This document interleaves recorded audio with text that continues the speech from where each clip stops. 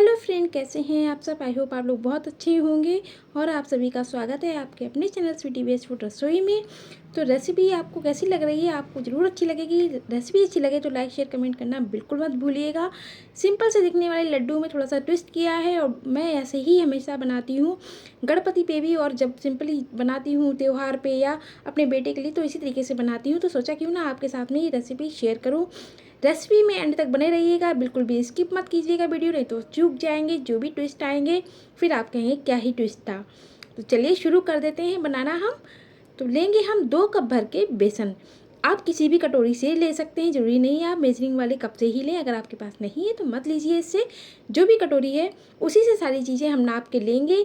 अगर आपके पास ये कप है तो आप कप से लीजिए, नहीं तो आप कटोरी से नाप के लीजिए, उसी से आपका सारा काम बन जाएगा। तो आपको टेंशन लेने की ज़रूरत नहीं है। तो 2 कप भर के हमने बेसन ले लिया है। बेसन मेरे पास में मीडियम वाला था, ना मोटा था ना महीन था, तो ये मीडियम है। अब लेंगे हम 1/4 कप भर के इसमें घी। ये 1/4 कप का जो होता ना 3/4 का, उसमें ले रहे हैं हम। इतना ही काफ़ी है, इससे ज़्यादा हमें ज़रूरत नहीं पड़ेगी। ना तो ये कम है ना ही ये ज़्यादा, एकदम परफेक्ट मेज़रमेंट है। तो यानी कि जिस कटोरी से आप लेते हैं 1 कटोरी भर के 2 कटोरी भर के बेसन, उसी कटोरी से 1/4 कटोरी 3/4 आप घी ले लीजिएगा। और 1 कप भर के लिए मैंने चीनी और 1/3 लिया है पानी, यानी कि चौथाई कप से भी थोड़ा सा कम पानी लिया है। चलिए शुरू करते हैं बनाना। सबसे पहले एक कढ़ाई ले ली है, नॉन स्टिक की छोटी कढ़ाई है क्योंकि थोड़ा सा काम है इसमें। तो 1 छोटी चम्मच भर के हम घी लेंगे और इसमें डाल देंगे हमारे ड्राई फ्रूट्स जो हमने लिए हैं। आप कोई भी ड्राई फ्रूट यूज़ कर सकते हैं, या फिर वो ड्राई फ्रूट जो आपके बच्चे खाना पसंद नहीं करते, आप चाहते हैं कि वो खाएं, तो आप इस तरीके से उनको खिला सकती हैं। तो मैंने काजू, बादाम और अखरोट लिया। मोस्टली मेरा बेटा अखरोट नहीं खाता, तो मैं इस तरीके से ही बना के उसको खिलाती हूँ। तो ड्राई फ्रूट्स हमारे रोस्ट हो गए, तो उनको हमने कर दिया है साइड में निकाल के। अब जो घी था सारा वो हम डाल देंगे एक पैन में। दूसरा पैन ले लेंगे, भारी तले की कढ़ाई या पैन जो भी आपके पास में लीजिए, लेकिन वो भारी तले का होना चाहिए। और ये सारा काम हम बिल्कुल गैस की फ्लेम को सिम करके करेंगे। ना मीडियम रखना है फ्लेम को, ना हाई करना है। अगर मीडियम कर दी तो भी अच्छे नहीं बनेंगे लड्डू आपके, और हाई कर दी फिर तो क्या ही कहने, बिल्कुल ही बेकार हो जाएगा काम।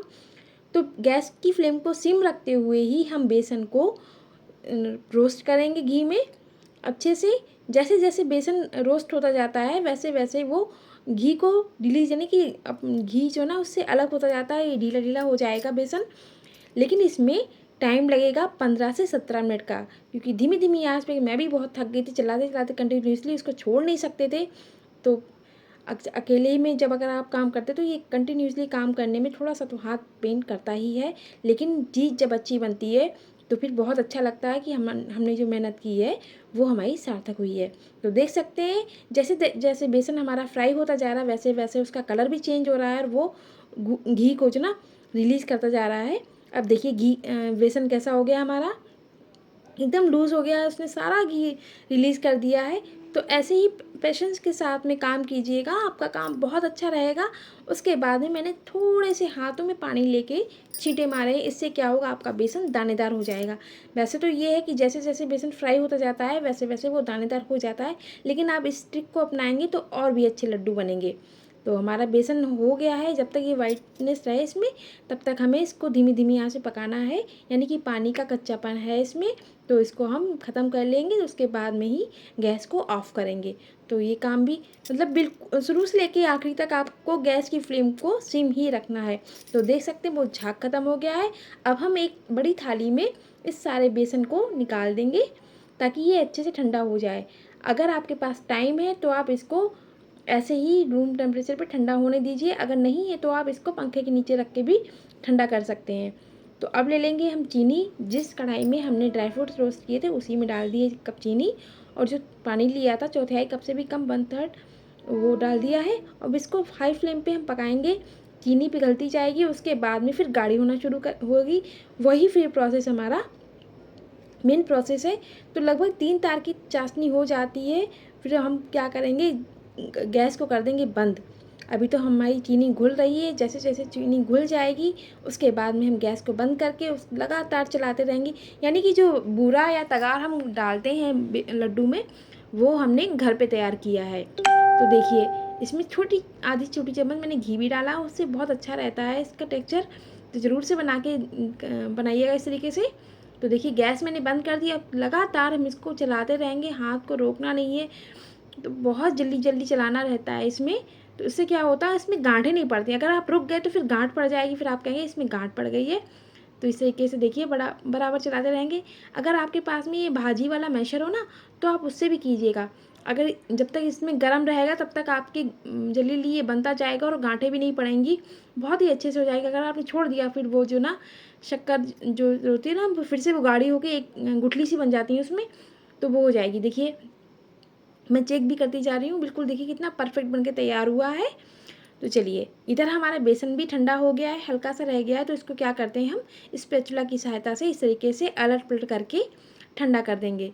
बहुत जल्दी ठंडा हो जाता है। देखिए कुछ लोगों की शिकायत रहती है कि जब वो लड्डू बनाते हैं ना, उनके लड्डू ना बैठ से जाते हैं, फैल जाते हैं या पेड़े का शेप ले लेते हैं। वो इसलिए ना कि अगर आप बेसन गर्म होगा, उसमें तगार या बूरा जो भी डाल रहे हैं शक्कर पीस के, वो अपना पानी छोड़ेगी, फिर वो लड्डू जो ना लड्डू नहीं बल्कि पेड़े बन जाएंगे। तो ध्यान रखें कि बेसन को ठंडा होने दीजिए। सर्दियों में हल्का गुनगुना रख सकते हैं, पर गर्मियों में रखने की ज़रूरत नहीं है।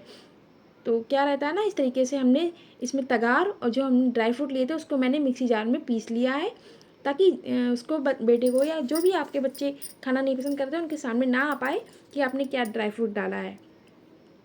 अब अच्छे से मिक्स करने के बाद में हम अपने हाथों से अच्छे से इसको लड्डू को बांध लेंगे, क्योंकि इसमें बेसन में खूब सारा घी, तो ये चिपकेगा भी नहीं है आपके हाथ में। कुछ एक्स्ट्रा घी या तेल लगाने की ज़रूरत नहीं है आपको, पानी से भी गीले करने की ज़रूरत नहीं है।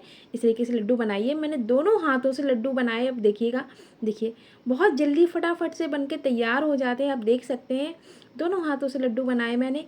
तो इस तरीके से अगर घुमाएंगे ना तो एकदम गोल हो जाएंगे बढ़िया से। आप ये ट्रिक ज़रूर अपनाइएगा।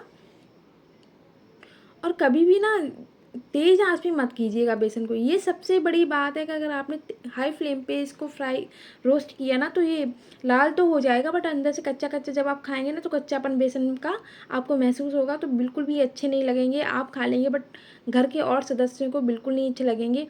खास जब भी आप कुछ अच्छा बनाए तो उसमें थोड़ा सा टाइम लगता ही है। तो ये लड्डू हमारे बनके तैयार हो गए। उसके बाद में मैंने सोचा चलो एक मोदक भी बना देती हूँ गणपति जी के, उनको बहुत पसंद आते हैं। पिछली बार मैंने इसी तरीके से मोदक भी बनाए थे, तो सबको बहुत पसंद आए थे। तो मैंने इस बार लड्डू बनाए हैं और एक मोदक भी बनाया है, क्योंकि भगवान गणेश का प्रिय भोग जो है वो तो मोदक ही है। तो देखिए हमारे सारे लड्डू और एक मोदक बन के तैयार हो गया। देखिए कितना अच्छा लग रही है प्लेटिंग भी। मैंने कुछ और ड्राई फ्रूट्स ऊपर से नहीं डाले हैं। मैंने क्या किया, मेरे पास चांदी का बर्क रखा था, तो मैंने सोचा क्यों ना उसी को लगाया जाए, थोड़ी अलग सी प्लेटिंग की जाए, अलग सी डेकोरेशन की जाए, इसकी सजाया जाए लड्डुओं को। तो वैसे तो नहीं, लड्डुओं में कुछ भी नहीं होता, बेसन के लड्डुओं में लगा हुआ है या ना ड्राई फ्रूट्स ना ही चांदी का बर्क, बट मैंने इसमें लगाया है। आपको कैसे लगी ये रेसिपी मुझे कमेंट करके ज़रूर बताइएगा। और इस गणपति उत्सव में इस रेसिपी से ये लड्डू ज़रूर बनाइएगा जो मैंने आपको बताई है। थोड़े से रोज़ पेटल से सजाएंगे तो देखिए कितनी खूबसूरत लग रही है। तो जल्दी जल्दी बना लीजिए, अभी तो थोड़े दिन बाकी हैं, तीसरा दिन ही है आज। तो बनाइए और अपने गणपति जी को भोग लगाइए, उन्हें प्रसन्न कीजिए और अपने बच्चों के लिए और सब घर के सभी सदस्यों को भी खिलाइए। तो ऐसे ही मिलेंगे अगले वीडियो में, तब तक के लिए bye bye, take care, enjoy, happy Ganpati.